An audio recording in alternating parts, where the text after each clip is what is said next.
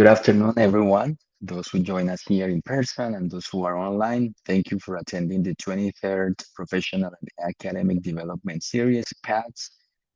The PATS is an event organized by the Emphasis in ELT Education and the Interinstitutional Doctoral Program and the Research Group EILA of Universidad del Valle. We are thrilled to announce that this PATS inaugurates the semester kickoff and, more importantly, the start of our fifth cohort. Um, Before I introduce our distinguished guests, um, let me invite you to follow us on Facebook, where we constantly publish updates of the going-ons of our program. We're also on YouTube, where you will be able to find the previous recordings of the past. So, with this, I am excited to introduce our speaker for today, Dr. Astrid Nuñez, who graciously accepted our invitation.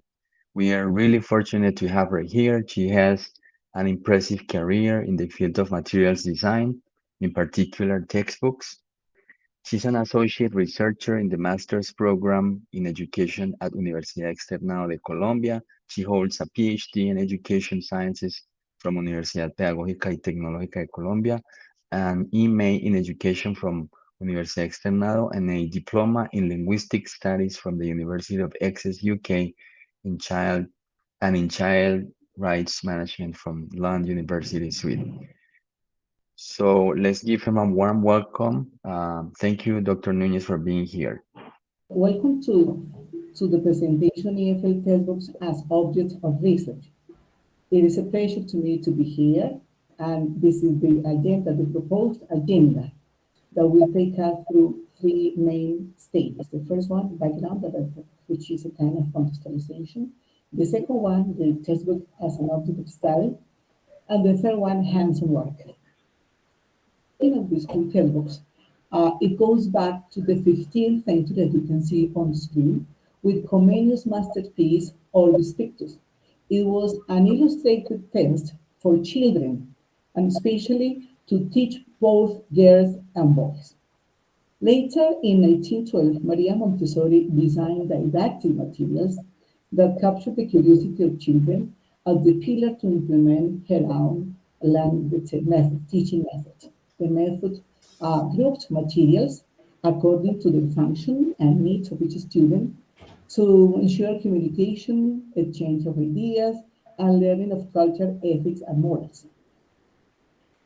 In 1995, we have then Vygotsky, who suggested that human beings emanate from reality, they act on that reality, adapt to that reality, and transform it.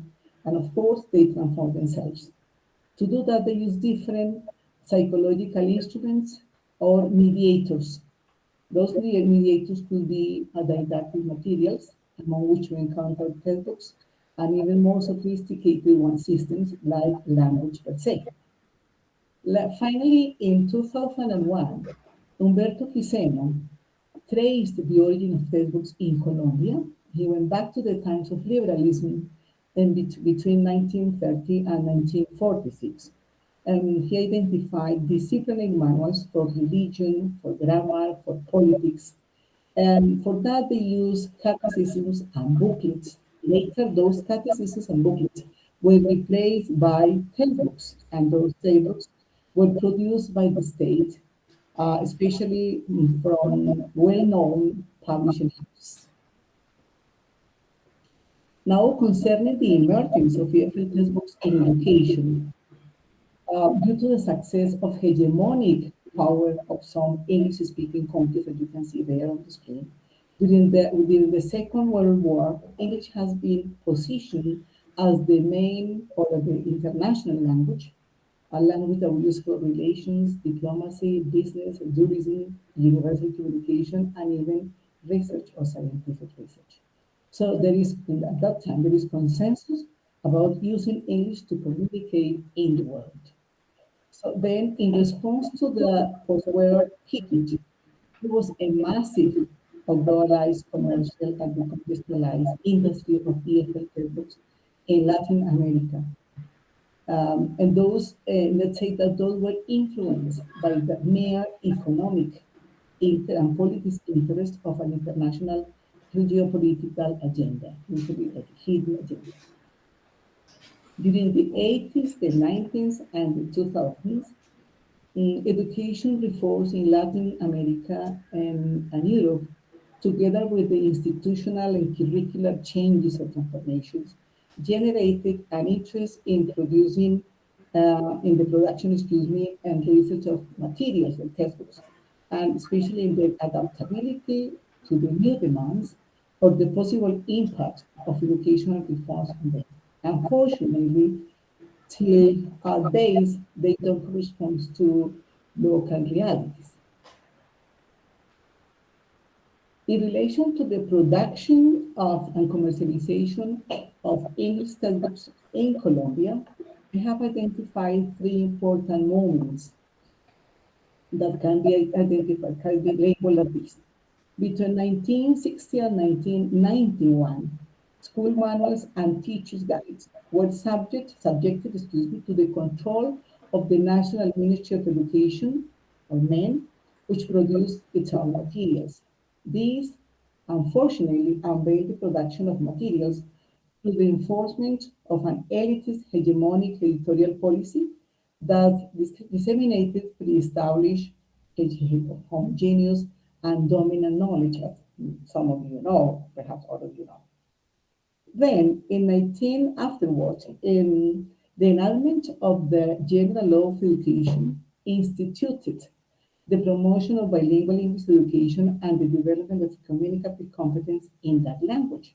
So let's say that this bilingual policy contributed to the development of editorial policies that later became hegemonic and benefited the expansion of the textbook of the industry of EFL textbooks that were in Europe, together with the institutional and curricular changes or transformations, generated an interest in the production,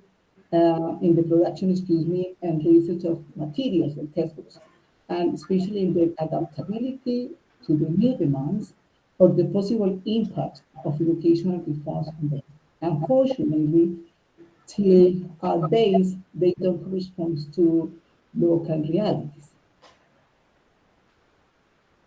In relation to the production of and commercialization of English textbooks in Colombia, we have identified three important moments that can be identified, can be labeled as this. Between 1960 and 1991, school manuals and teachers' guides were subjected, to the control of the National Ministry of Education, or MEN, which produced its own materials. These, unfortunately, unveiled the production of materials through the enforcement of an elitist hegemonic editorial policy that disseminated pre-established, homogeneous, and dominant knowledge, as some of you know, perhaps all of you know. Then, in 19 afterwards, in the enactment of the General Law of Education instituted the promotion of bilingual English education and the development of communicative competence in that language. So let's say that this bilingual policy contributed to the development of editorial policies that later became hegemonic and benefited the expansion of the textbook of the industry of EFL textbooks that were published by renowned editorial houses or editing houses or publishing houses. We can say that the push for bilingualism also responded to the policy of internationalization of education. And finally, in the year 2014 and onwards, the Colombian Very Well, which is the national program of English, replaced the national program of bilingualism that was established for the period 2006 and 2010. And the men, together with the British Council, they decided to publish materials or a pedagogical publish no they decided to create a pedagogical model for the textbooks of named way to go for the series way to go and English please that are used in public schools public educational context. So the materials, although the materials were created by local authors or Colombian authors, they were unfortunately supervised by the foreign publishing house. So then they have although they have the special interest in promoting diversity and inclusion, unfortunately, they fail to foster or to include inclusion and diversity. So let's say that those English textbooks in Colombia continue being instrumental, functional, or even operative. And they adjust to hegemonic education policy of the ministerial authorities and also of the publishing industry that does not benefit contextualization. Now I'd like to move on to the characterization of the school and EFL textbooks. So let's take the school textbooks for all disciplines and then EFL textbooks.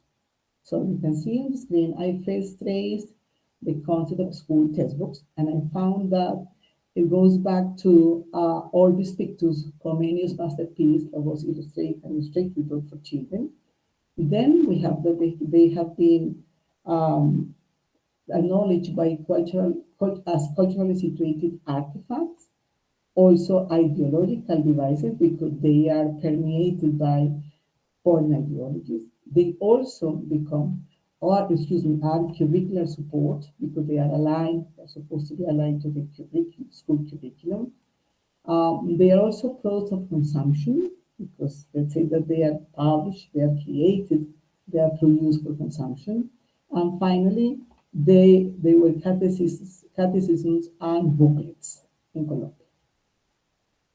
Later, then I also explore and trace the concept of EFL textbooks. EFL textbooks appear, according to Bobo, in 1930, and they have been, let's say, conceptualized as Carlos mentioned in his answer, main resource of priority EFL teaching artifacts of materials because they accompany all the activities that teachers do in the EFL classrooms. They have been also conceptualized as knowledge mediators because somehow there is knowledge there involved in the content of those materials, according to the author you can see there. They are also transmitters of hegemonic ideologies, pedagogical, didactic, and cognitive mediations, social mediations, and social cognitive didactic mediations. Now, regarding the EFL textbook as an object of study, which is what concerns us today, I will say that there are many institutes.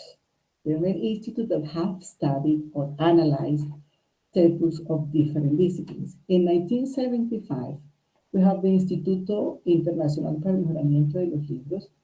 They analyzed their textbooks, especially self-image, the image of others, let's say otherness, and education and development in the global area in history, geography, social sciences, politics, and general textbooks.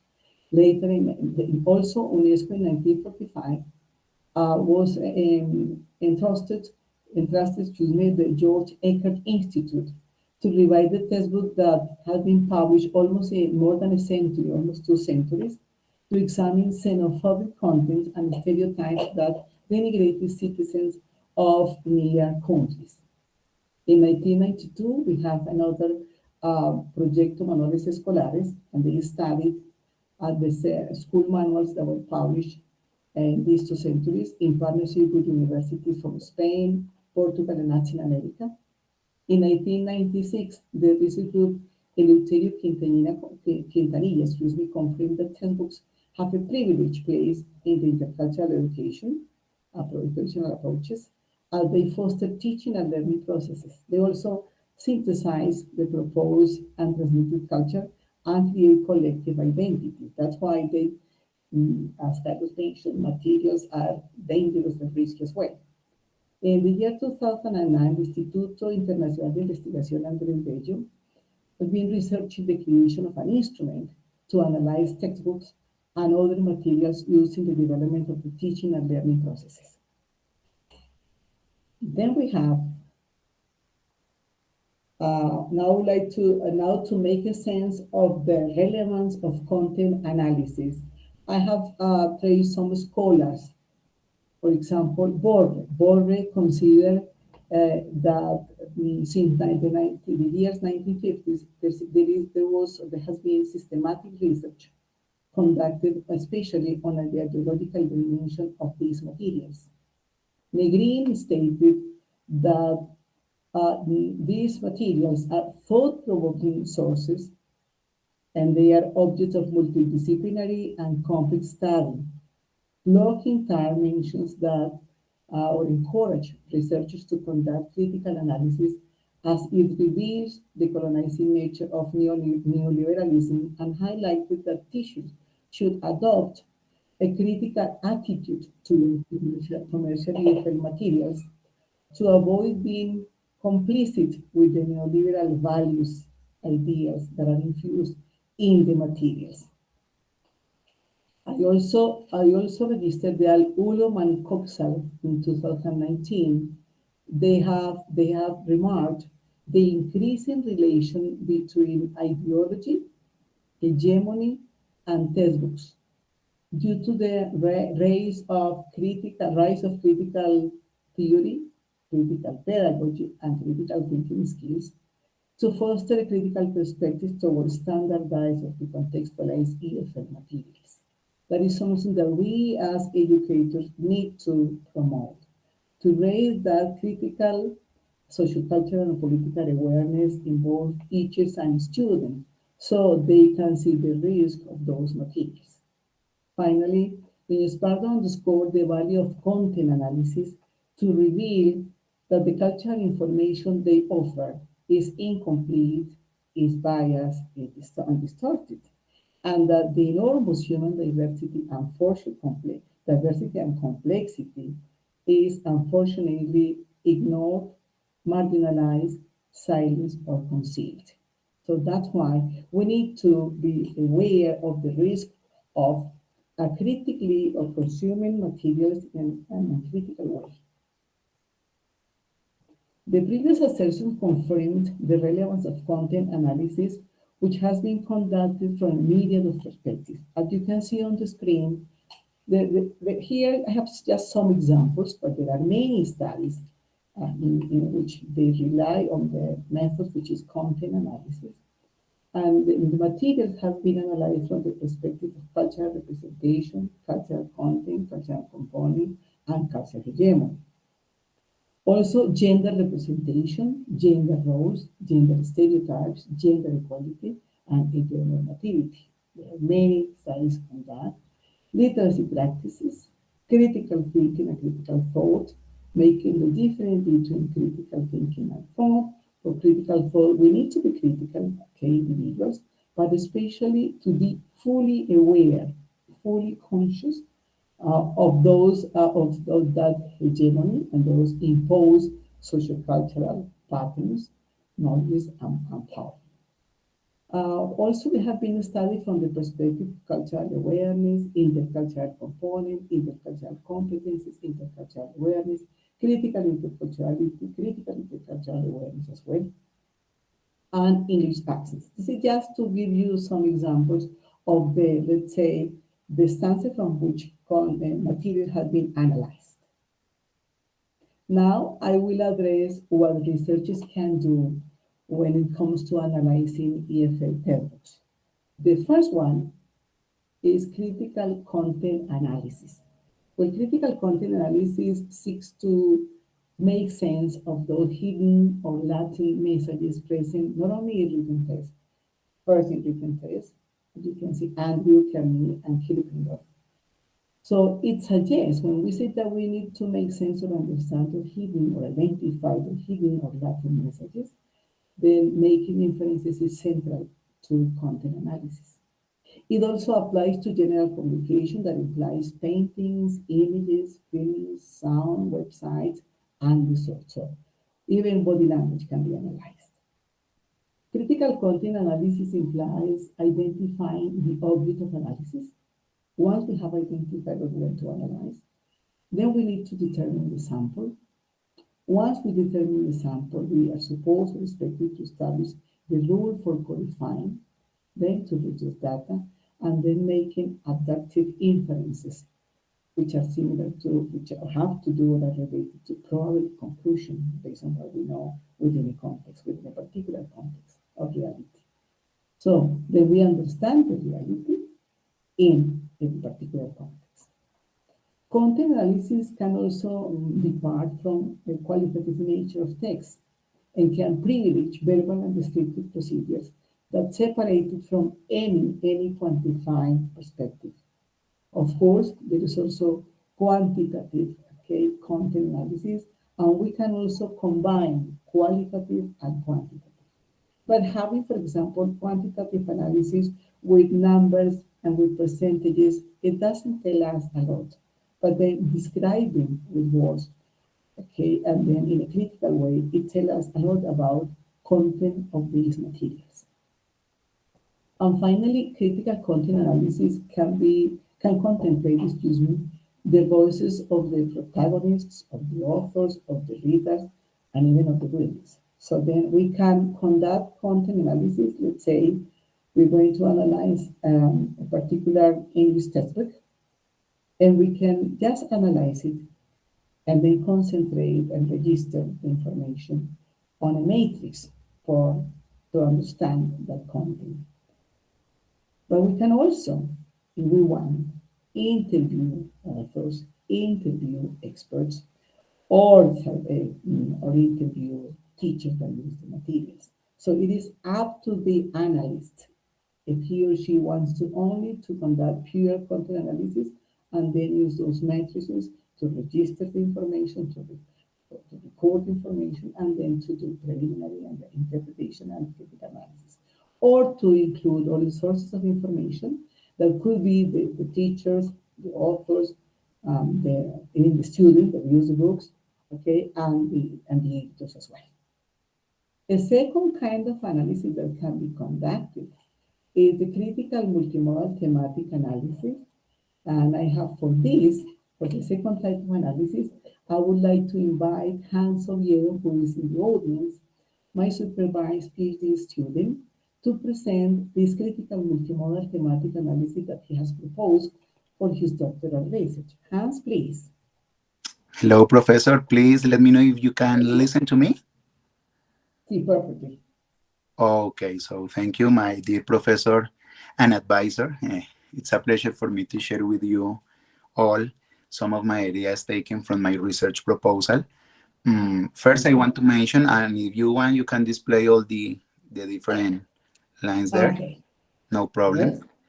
And the No. last one is Yes. you prefer? Yeah, okay.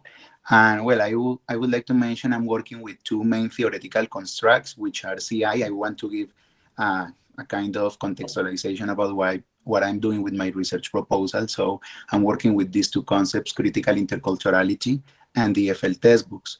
And the aim of this research is to unveil critical intercultural criteria for evaluation, selection, and use of EFL textbooks. Well, that's in general. And to do this, yes, I'm going to focus on my data analysis procedure. So to do this in my data analysis, I'm adopting and proposing CNTA, that is critical multimodal thematic analysis, as a method to analyze the information gathered from my data gathering instruments. First, and on the one hand, based on Professor Jose Aldemar Alvarez Valencia, multimodal analysis suggests that language teachers need to engage in such granular analysis of the text they use with their students. It means going beyond what is usually seen, as teachers learn to recognize a great variety of possibilities to analyze content in the texts. Furthermore, multimodal analysis offers the possibility to analyze information as different intersemiotic resources interplay and are not simply just available or seen in a superficial sense. I mean, aspects such as color, images, or iconography, sizes, shapes, among others that are usually avoided in terms of analysis of texts. And to do this well, there is a series of steps in multimodal analysis that conform a model to analyze text. That is the one proposed by Professor Jose Aldemar Alvarez, based on those modes of meaning proposed in the from the New London Group. And there are 4 steps that Professor Alvarez Valencia proposes that are examining conditions of production and use, identifying base units, identifying modes of communication, and their meaning-making functions, and establishing intersemiotic relationships. Well, additionally, this data analysis also follows a qualitative critical analysis to favor reliability, validity, trustworthiness, credibility, representation, responsibility, and also emancipatory processes in which being critical contributes in the search for a better possible world for the participants, and of course their settings. Generally speaking, well, this can be achieved with the proposed method, which is critical multimodal thematic analysis, as an alternative to have let's say, a more holistic or complete view and deeper analysis from the EFL textbooks used in this case in secondary schools in Colombia. Professor, thank you. Thank you, Juan. Thank you very much indeed.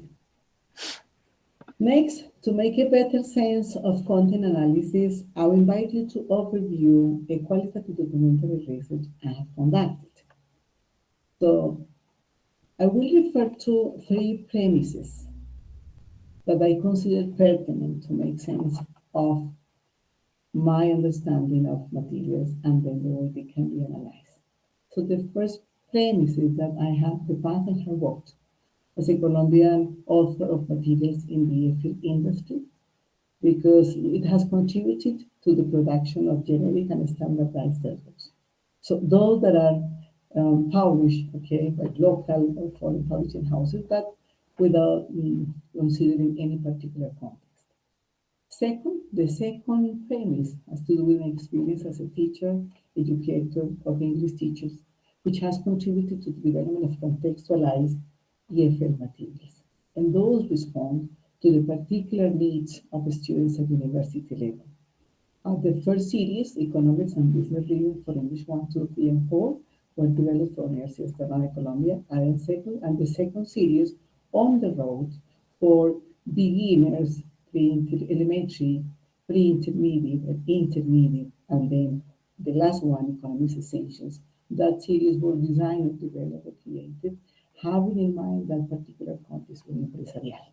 And Empresarial educates students of future business administrators, and then they study like 3 months, every period, 3 months at the university, and then the other 3 months they go to companies to practice what they have learned.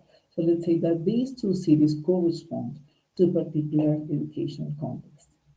And the third premise that I consider meaningful is that conducted my doctoral study transform instrumental understanding of curricular materials for a critical social, political, and diverse vision.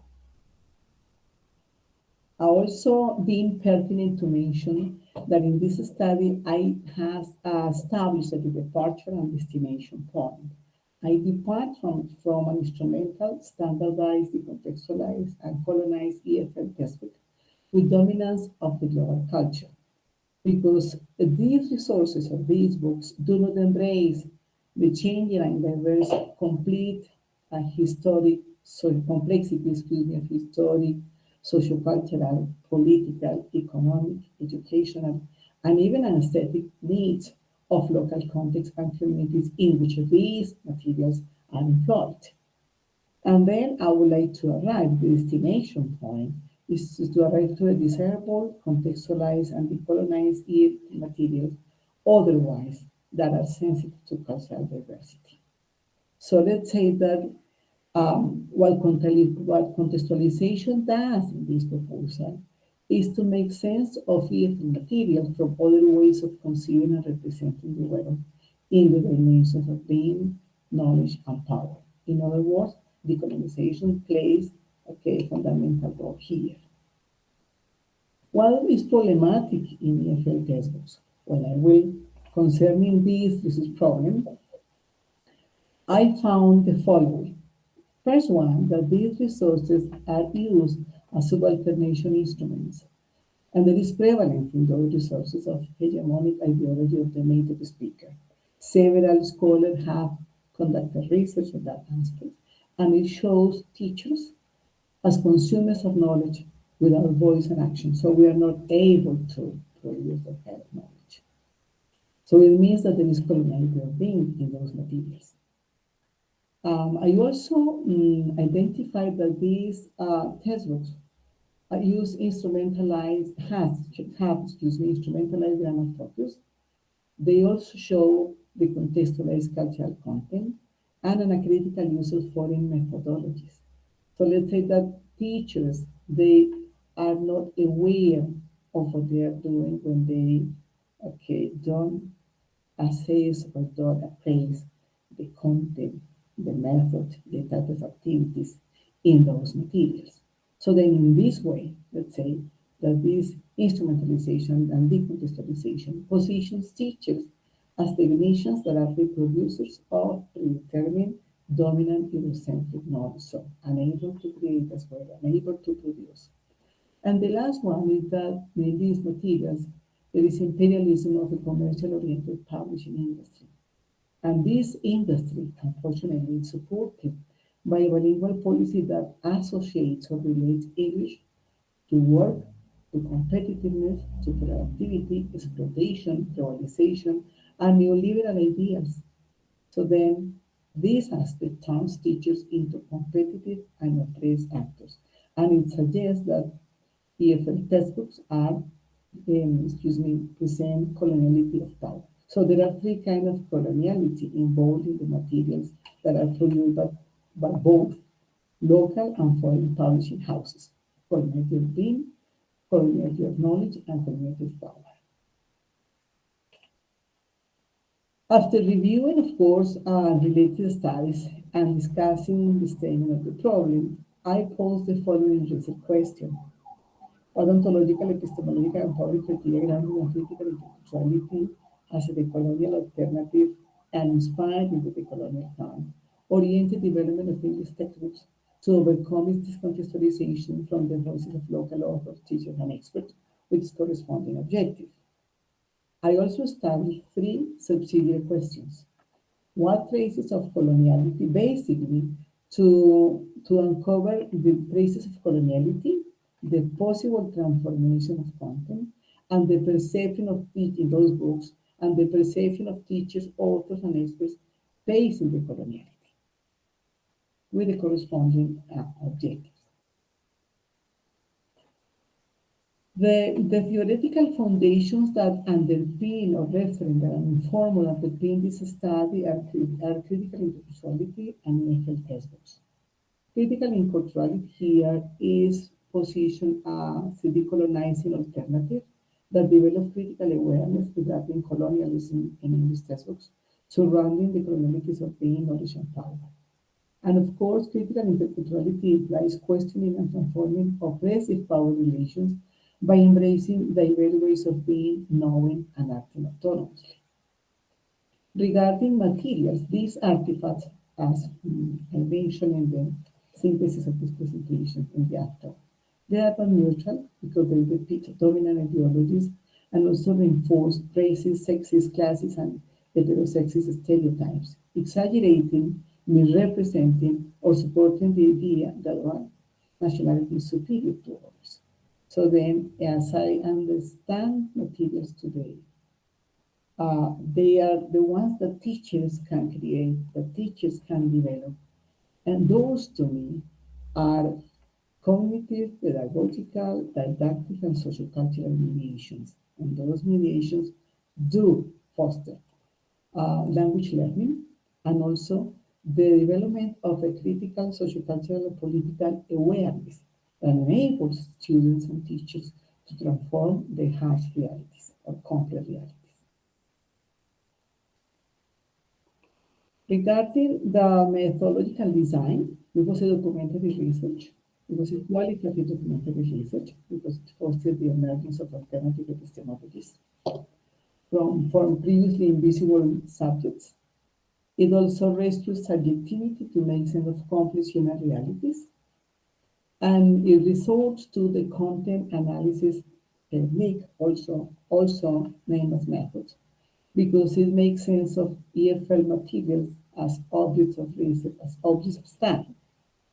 Also because this method critically analyzes them based on the sociocultural context to understand the hidden or latent messages, in this case, in written passages.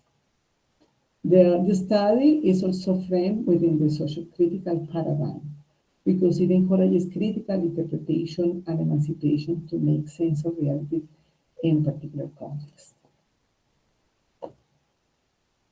Methodological strategies, this is a qualitative,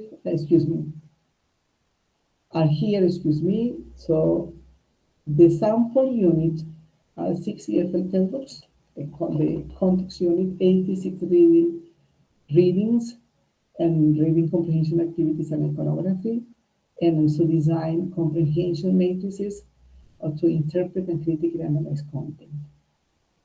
I interviewed six Colombian English teachers in a focus group, and I also conducted in-depth interviews with 4 Colombian authors and 2 experts. As you can see in the following slide, here we have that in critical content analysis, we need to determine the units for content analysis in this way. First, the units of analysis in this study were all the EFL textbooks used in secondary education. All of them, that is at the universal sample, let's say. Then I had to decide on the sample unit, and the sample unit were 6 EFL textbooks, 3 textbooks from the series New Generation for Teenagers, books for 9, 10, and 11 grades, 2 textbooks from the series Viewpoints for 9th and 10th grades, and 1 textbook from the series English Please for 11th grade. The recording unit that I selected was the paragraph because of its complete and contextualized information. And then the context unit of the reading passage, the reading comprehension activities, and the accompanied iconography. As I said, I interviewed 6 EFL teachers, 3 of them working in the urban context and 3 of them in the rural one. 4 Colombian authors, 2 authors from Bogotá, and 2 regional authors from Pereira and Santa Fe del Sur, and 2 experts from a publishing house. These participants, let's say that the criteria to select is that these participants use textbooks in their classes in the family schools. Some of them are authors of these books. Some of them are performed the role of editors in both local and foreign publishing houses. The criteria for the selection of the textbooks is that they are developed and created by Colombian authors. They are used in secondary state-funded schools. They are published by local and foreign publishing houses, and basically that. And the research path that I follow is summarized in this table, in 4 moments or procedures. In the first one, I pre-configured the reality. And what I did was to do the following activities: characterize the units of analysis, context, and recording, and then designing the comprehension matrices. Then the technique was critical content analysis, the data gathering instrument, comprehension matrices for interpretation and critical analysis of the content of textbooks. And then what I expected was to read the record of information in the comprehension matrices of textbooks for initial observation and focus to characterize and interpret the reality. A second moment, configuring information to describe the reality, implied designing, conducting, and transcribing in-depth interviews with authors and experts, and designing and conducting and transcribing the focus group with teachers. The technique in the interview and focus group, and the data gathering instruments, protocol for in-depth interviews, and protocol for the focus group. What I expected was the interpretation of all experts and teachers' perceptions, thoughts, opinions, arguments, and discourses. A third moment implied the configuration of reality. The activities involved codifying content of read passages in the selected EFL textbook, the 6 books I selected, then codifying teachers, authors, and editors' perception, thoughts, opinions, arguments, and discourses, and reducing data to establishing categories to unveil the colonial criteria. The techniques: critical content analysis, in-depth interviews and focus group, the data gathering instruments. I had at that time the records of the comprehension matrices, the transcription of the in-depth interviews and the transcription of the focus group, and the expected outcomes, the triangulation of data gathered or collected. And the last moment entailed revealing the colonial criteria for the development of EFL materials otherwise. So to unveil the criteria of being knowledge and power, the criteria was rooted in critical interculturality and inspired by the colonial term. The colonial term suggests other thought, other ways of thinking, other ways of reasoning. So then we can also produce knowledge, generate knowledge, look knowledge from different sides. The technique, critical content analysis in the interviews in focus group, and the other guided instruments, the one that I mentioned before, and the expected outcomes, the critical content analysis of textbooks supported by related literature of critical interculturality, EFL textbooks, and of course, the general. Now, what I found was I was able to identify two main research categories, indelible coloniality and emergent coloniality, regarding coloniality of being the first pattern addressed, and even gender representation with predominance of male images, as you can observe on the left-hand side pictures, with predominance of male images. So authors, and experts mentioned that there was gender balance because they use the iconography they use show people of different ages, including children, adult women, and men and mostly students. But when I did the analysis and registered the information in those matrices, I found mostly men. That they say that women were not represented. That is, there is no balance.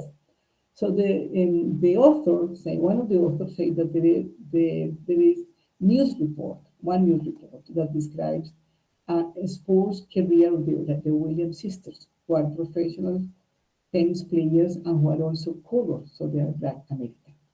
Yes, they are Black American, but they are included because they are famous. So they are not included any people that could be African American, but are well-known, famous.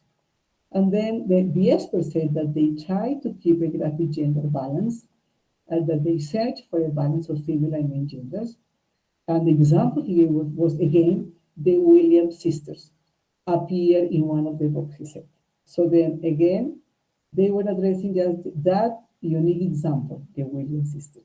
The rest were mainly men. The second pattern of this coloniality is prevalence of colonial binary vision of gender and sexual diversity that impose heterosexuality and heteronormativity. As you can see on the pictures, well, these are the kind of pictures that they include in the books. So then there are no other ways of identifying in gender and terms or in sexual orientation. So teachers say that the books don't show contemporary families made up of two men or two women as a parental nucleus. And in one of the readings, teacher to say that the homosexuality issues presented in a superficial way to say that this couple was going to the sea. Why is it that they don't refer to, let's say, the rights that they should have? Okay? Author 4 mentioned that sexual orientations are taboo in those books, so they try to avoid the inclusion of these themes. Editors sustain that these books are addressed to religious. They say the author say that the editors say that the textbooks are addressed to religious schools where these things are not well received, so they avoid including those issues. In the in-depth interview, the expert mentioned that authors include themes on sexual diversity. However, officials from the the Ministry of Education, asked them, the editors, to withdraw content on sexual diversity because it could generate some sort of resistance from the users. So they say the school community that use the textbooks.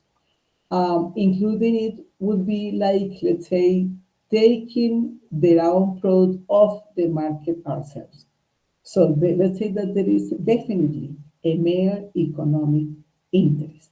So textbooks need to be profitable.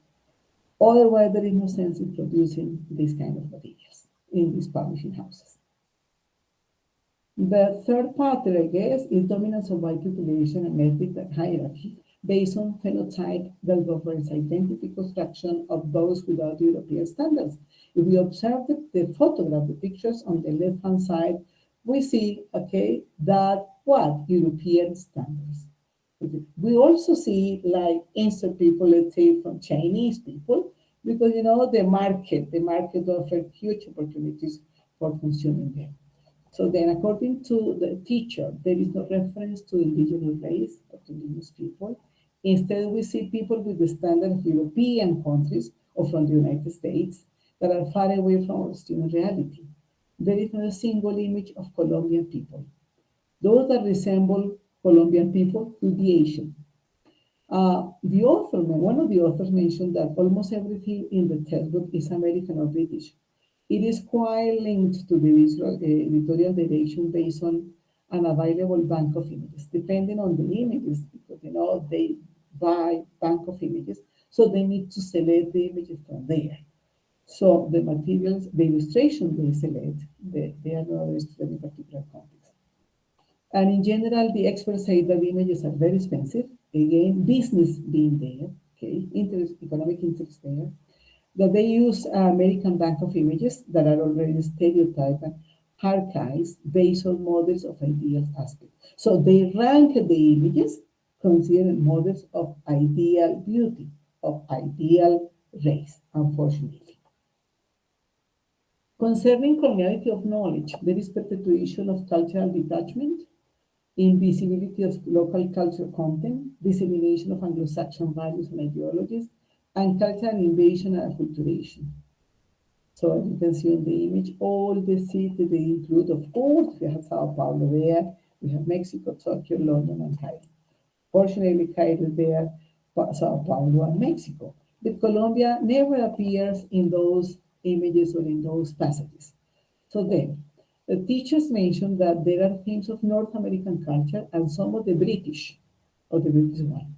Most of the topics are about foreign culture, the Canadian, English, and North American cultures, and the Colombian culture is not presented in this text. The authors say that besides the North American and British culture, the Canadian culture is also represented. That cultural content is an issue subject to the conditions and orientations that they and authors receive from the publishing house. And finally, the experts or the editors say that English teachers ask for textbooks that show students other world vision. So then when they go to visit the state-funded schools and ask what the teachers of English, what the students want to have in the books, said the editor. So then the English teachers say that students need to see other world visions, but it doesn't imply that to let them see other visions of the world, we need to hide or conceal our culture. That's why our young students or young population, they don't have that cultural sense of belonging, cultural awareness. So for the reason, the editor said that the local begins to prevail with content related to Peru, Mexico, and Brazil that also responds to the market share. So they have their huge possibilities to sell the products. And also it becomes a profitable business. Regarding the coloniality of knowledge, we have that there is construction of the reader as an object, not as a subject of critical literacy processes that are, so then they are centered on play decoding of the text. As you can see in this kind of reading comprehension activity, they read the paragraph, and then these are the questions they ask. Basically, information that they can identify the literal reading statement. The teachers say that most activities are to filling gaps, conjugate verb, or associate grammatical patterns, and reading comprehensions are linked to textual content. So the authors say that these activities foster intensive reading and grammatical work. The reading do not offer students the possibility to connect with their own experience or question critical stance of the text, and very rarely they invite the students to reflect or to go beyond the text. So let's say that they do literal reading and that's all. Let's see what the expert or the editor say. The reading comprehension activities aim at recycling, reviewing, or reinforcing the context. So let's say that everything is centered on language or grammar patterns. The grammatical component is very, very strong because the marketing department informed the editors that teachers want to have more grammar in the textbooks. When they go to ask teachers in the state-funded schools, they say that English teachers always ask for grammar. They don't ask for other kind of aspect of contents in the books. Unfortunately, says the expert, narrative and descriptive text prevail, and critical thinking is hardly present. So let's say that all of them admitted that critical thinking is fostered there. Finally, concerning correlative of power, there is adoption of bilingual global discourses, also incorporation of the global text characteristics and promotion of the capitalist neo-imperial system that enslaves human to consumerism at global level. It seems that the purpose of people today in life is just to consume. So then, the content that we see in these books is visiting foreign places, preparing the budget to consume abroad, and that's all taken picture using, let's say, sophisticated gadgetry, iPhones, cell phones, and more cameras and all that, but never to consider the complex realities, the hidden realities that these people live in the country they visit. It's only asking, inviting them to consume. So then teachers mentioned that, as you can see there is a reading passage, strong illustrations, and then the book includes a reading about Shakira as a celebrity and as a model to follow, to imitate, and readings about celebrated personages in gender and attainable dreams for our students, because if they want to become one of them, so they feel hopeless. Then the authors mentioned that in these textbooks, the perfect family, they always show like a happy family, perfect family, happy people, successful young people prevail, and also it seems that they are all businessmen or businesswomen, rich with means, far from the local reality. The topics include tourism, technology, fictional literature. Topics like planning a holiday involve selecting a country, requirements to fulfill before traveling, like the visa and the documents, and then establishing the budget, how much you plan to spend in those countries. And then the editor said that the editorial production is subject to market logic and it responds to the global market. You see, we continue seeing only at the interest of making profit of the economic interest. Unfortunately, the hegemony of the North American culture, say the editor, we look for global reference. There are obstacles imposed by the company, the public, banks of images, and the editors. So let's say that this expert was very honest in giving those answers and almost risking his post in the publishing house. The second category identified was emerging becomability because out of 86 readings that I analyzed, there are just descriptive references to adolescent emotions and concerns regarding engagement in future career, a gay couple, bullying, school sexism, child labor, and environmental care. Let's say that the issues are presented, but then the texts are narrative text, descriptive text. We never find there like expositive text, explanatory text, or even argumentative text that can somehow give the opportunity for debate, for controversy, for discussion. So then teachers said that there is a read on corporal habits that invites students to interchange experiences and propose corrective actions. Another reading on the professional profile and future career, and activities about emotions and adolescence and teenage dating. That's all. Their readings on the authors say that there are readings on urban stereotypes, bullying, adolescent emotions and concerns regarding engagement with future careers, a gay couple, bullying school, sexism, child labor, and environmental care. Almost the same answer that the teachers gave. And the editor said that the students, that there is one activity in which the students read part of the story and then they should create the end of the story. And in that sense, he said that It corresponds to one of the critical thinking skills, which is creating, but it's just one in 86 readings.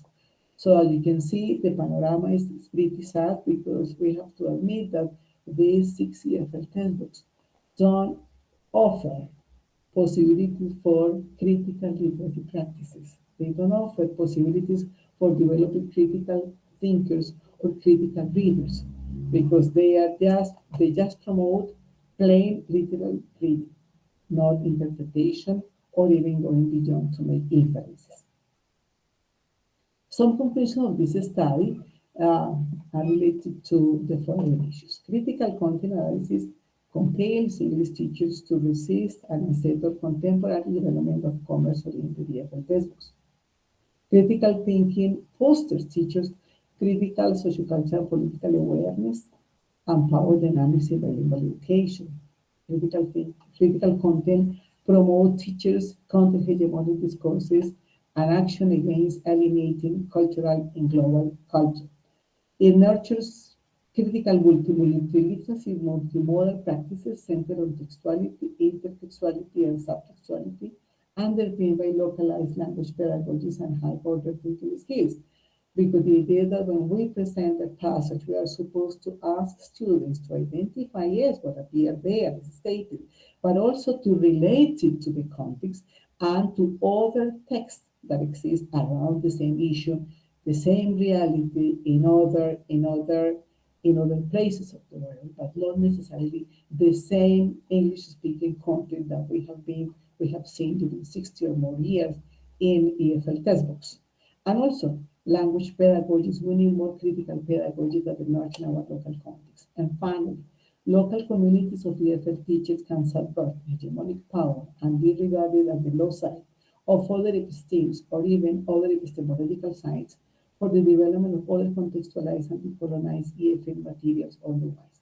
The criteria that I reviewed from this study being published in ICALA 2002.